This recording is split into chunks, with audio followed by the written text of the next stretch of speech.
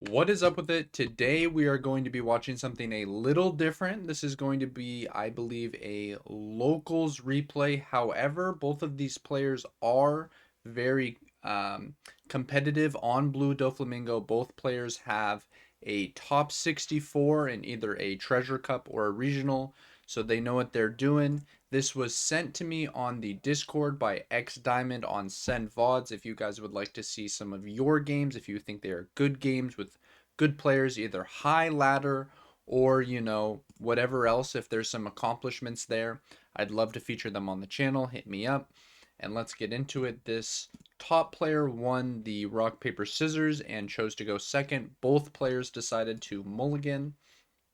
Um, and we will go ahead and see a Perona, a Teach, a Jozu. Um, we're going to go ahead and start with a Perona. Nothing to really pair with the Teach yet, so we're looking for some Warlords, and we are not finding any. So this should surely go straight to the bottom. We've got a bit of a bad glare, but it's okay. We'll make do. I mean, this just has to go to the bottom. There's absolutely no... Yeah, there's nothing. There's nothing we can do about that. It just has to go to the bottom. And we're gonna, in my opinion, be forced to blind leader effect on 3. Our opponent starting with Sengoku. You absolutely hate to see that.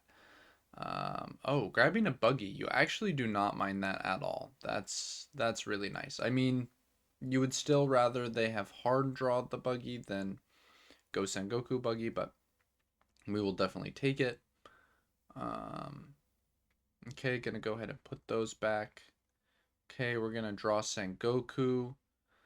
Really, the only thing we were super hoping to draw there, I think, was a Weevil. But it's okay. We've seen so much of our deck, and none of it has been Warlord. So, yeah, this has to be a Warlord. It's not exactly the one we're looking for, but a hit is a hit is a hit, is what I always say. Um, so, definitely no complaints there.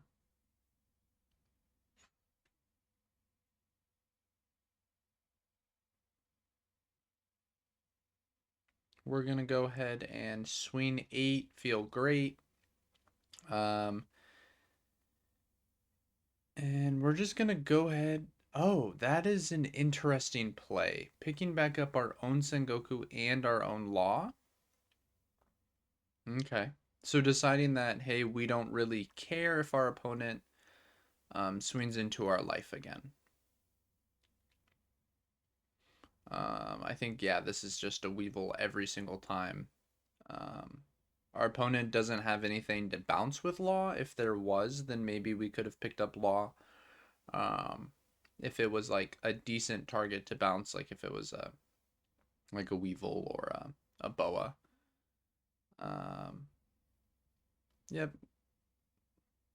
really getting flexed on with the Gold Dawn, by the way. I'm definitely feeling extremely jealous. Surely one day someone will want to sponsor me and give me max rarity decks, you know?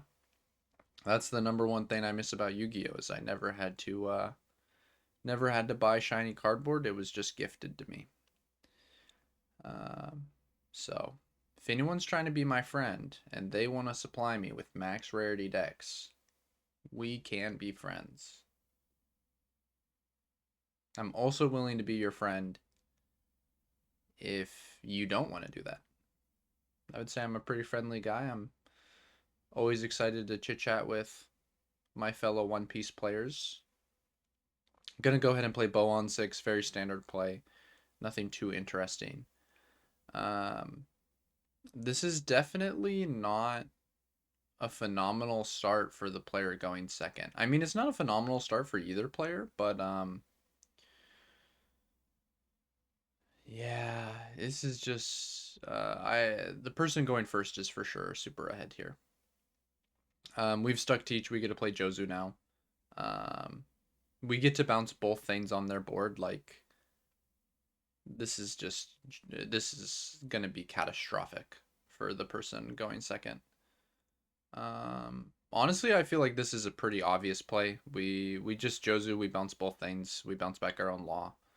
Um,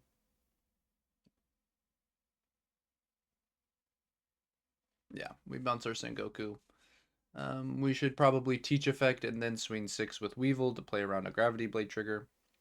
They're not really allowed to take this 6, but in case they lose their mind, yep, sequencing this perfectly. Swinging 6 at life, just pressuring their life. Yeah, I kind of wish we had the the hand of yep, this is perfect. I wish we had the hand of the person who went second as well. Um, does kind of look like, based on what they're countering with, they kind of just have trash. Um, but also them, I wonder if they had to hit the law on that one turn, or like if it was the only hit. I wonder if there's something different they could have done on Forward On. Um, I feel like these 6 swings are so awful. Like, we just give the buggy and we don't care. And then he plays, 2 or 3 bodies, and again, we don't care. We just remove them. Oh, okay. Um, yeah, I mean, bro, you have to remove those 2. It's not optional, to be honest. Um, we're at 3 life with no board presence. Like, you have to remove them. Funny enough, the Gravity Blade is not that awful if our Sengoku doesn't find anything good. Like, if it actually just pure misses, it's actually not that bad for us. Yeah, we hate having to grab a boa here, honestly. We absolutely hate it. Um, Especially because we already had one. Also, not even a full 10 gold Dawn. Did somebody say poverty? Yep, I think that's a pretty obvious stack. We're hitting the Jinbei. Um, and we're just gonna swing big, and then play the second boa with the Jinbei, I would assume. No reason to play Law or Mihawk as far as I'm concerned. Yep, playing over the Perona, looking at top 3. I'm just shipping those straight to the bottom. But we're electing to keep on top. I don't think there's really any reason to do that. I guess his mindset is like, I have this Gravity Blade, I have this Law. As long as I have counter, I'm chilling. And there is plenty of counter in there, but I'm personally looking for more laws. I'm looking for more weevils. Geckos would be good. Those are the sorts of cards I'm looking for. Even another Gravity Blade could be nice. Another Jozu could be pretty decent. I'm not a fan of keeping those on top, honestly. But maybe someone in the comments has a strong opinion about that being an easy keep. Oh yeah, and now our opponent's just super playing into our Gravity Blade. He's just gonna get blown out. Um, Maybe we kept on top because our opponent actually has infinite cards in hand. I missed that part. I didn't see the part that he actually just had 100 cards in his hand. Yeah, you cannot back up your own Jinbei there, bro. Okay. So the Gravity Blade actually not as bad because we had the Jinbei plus Law to pair with it. Or the Jozu, rather. Wasn't as bad. Maybe we kept on top, yeah, just because we wanted the pudding to hand rip infinite. I think that's probably what it was. Okay, so we are gonna prioritize the pudding. I think that's fair. And we're gonna bounce the teach. Um, oh, are we gonna super greed this? Try and get like the ultimate max value pudding? Is that our plan here?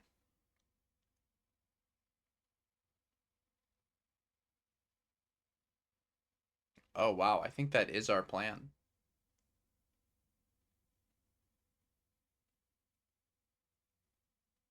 Huh. Yeah, see, like maybe he just wanted to get the law out of the rotation, like, but like if you just play pudding and then swing, like, you get him down to 1 life. And if you're at 5 life to 1, you just win the game. Like, so unbelievably difficult for your opponent to come back if he's at 1, right? Because if you swing 8 now, he'll have 6 cards in hand because you bounce the law. I'm not I'm not a huge fan of that sequencing there. Like he's always countering there. He's 100% always countering there. And like it's nice because we get to permanently remove the law, but since we already permanently removed the teach, I don't think permanently removing the law really matters that much, especially because like he's going to draw a fresh new 5 and like there's still 4 law in his deck. Like it's so easy for him to get back to law if he really wanted to. Whereas I think just dealing the 1 more damage is probably better. But let me know in the comments if you guys disagree at all.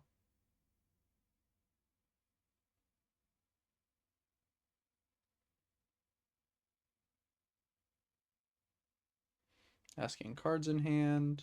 Gonna go ahead and swing 5.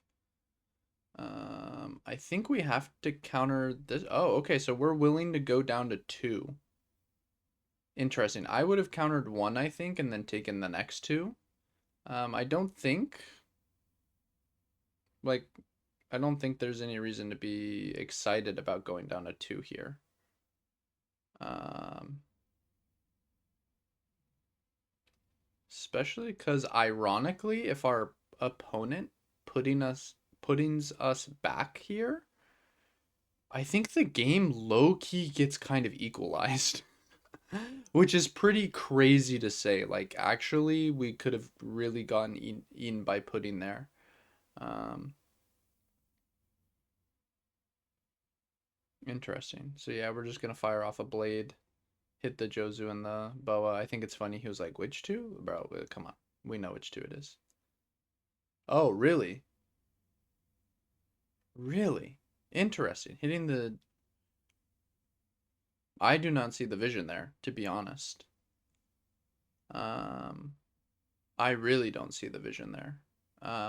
Like your opponent doesn't have teach currently, so why do we want to be bouncing the boa? I guess maybe because he's so starved on resources. But like the boa also gives you resources by letting you play off the top of your deck. So I don't think I'm thrilled with that decision, to be honest. I think it's probably going to be pretty negligible. Um, but I could definitely see a world where our opponent ends up putting us in a position that's uncomfortable with like multiple boas and a turn where like we have to go for game and he has kind of a lot of cards in hand. And so we have to spend, 5 Dawn bouncing both of them. It's definitely possible. It's one of the things that can happen. I just think Weevil would have been like ultra dead in his hand. More so than this boa. But we'll see.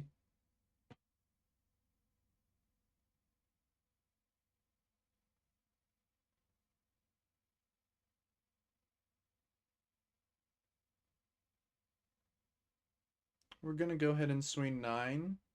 This is a really weird swing. What is happening? Okay, I think our opponent has decided he's just gonna try and put us down to 0. Which we have the counter for, so we will be fine. Yeah. And when our opponent kind of does an all-in play like that, we know we win because we still have some resources and we just get to take away his board and we're at 1 life and we get to poke a few times. Um, yeah, I think this game is like pretty much over. Depending on his cards in hand, we could have maybe even um like literally gone for game, but that's maybe a little extreme. But honestly, if his cards in hand were low enough, I don't think they are though. I think he has like 6 in hand or something like that. And we can just go for it next turn, so it's not a big deal. Yeah. We just swing 7, swing 8, bounce the Jinbei, and he doesn't really have a great win condition after that because he can't kill us. And we take a lot of cards out of his hand. Yeah, 2-1. We get a swing 8 here. Bounce our own law, bounces Jinbei. If he wants to avoid going to 0, he's going to have to give us, you know, double 2, which is tough.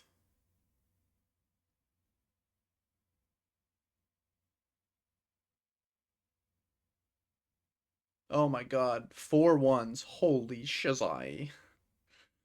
Yeah, we are pressing W. You see your opponent gives you 4 1s and you are just going for the kill next turn. It's as simple as that. Like, I'll fucking swing 6 with Sengoku. I don't care. You gave me 4 1s. You're bricked up, homie. This low key is kind of the situation I was worried about though. Like, imagine if our opponent had a bunch of 2Ks. Like, if he was able to go double 2K last turn. This is low key the situation I was worried about. Because if he goes double 2K, so he has 2 more cards in hand, and he has like 5 in hand at this point, and then he does this. Yeah. We're correcting him. Like, hey, you don't get to swing infinite here. Yeah. Yeah, he gets to swing 8. He gets to swing 8. But we can't even counter out of this, I don't think. Okay, I mean, that was a... Oh, no, we can't. We have double 2K. Okay, never mind. This situation wasn't that scary then. Yeah, but, like, just to talk about it theoretically, um, like, sometimes situations will come up like this in the mirror, where, like, imagine if he had more 2Ks. He had 2 more 2K. He had 2 2Ks in his hand, so he gets to keep 2 more cards in his hand. So he has 5, right? And then, like, imagine one of these boas, because I actually don't know. Did he keep on top or bottom with the first boa? Surely he bottomed, right? Surely he bottomed.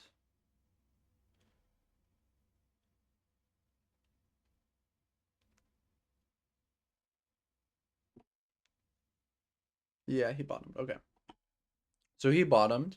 But like imagine this boa finds something nice like you know, a Jinbei obviously would be pretty ignorant. Especially if he had a third bow in hand, that would be like crazy ignorant. But like even if he found like a Weevil or a Gecko, like let's say it's like a Gecko and he grabs back a 2K and now his hand has 6 cards, he has double blocker and 1 life. Like the best thing we could do theoretically is like we double 2K. It's just it could get dicey, right? Like it feels like we were super far ahead at one point, and by not bottom decking the boa, I actually think we give our opponent an opportunity to maybe steal the game. Like if they just end up finding more counter than we do. Um like that's not going to happen a huge percentage of the time, but I think the gravity blade we didn't get punished, but I think it actually would have been super easy for us to get punished. Genuinely, I think it would have been super easy for us to get punished. But anyways, thank you all so much for watching. I hope you have a great rest of your day.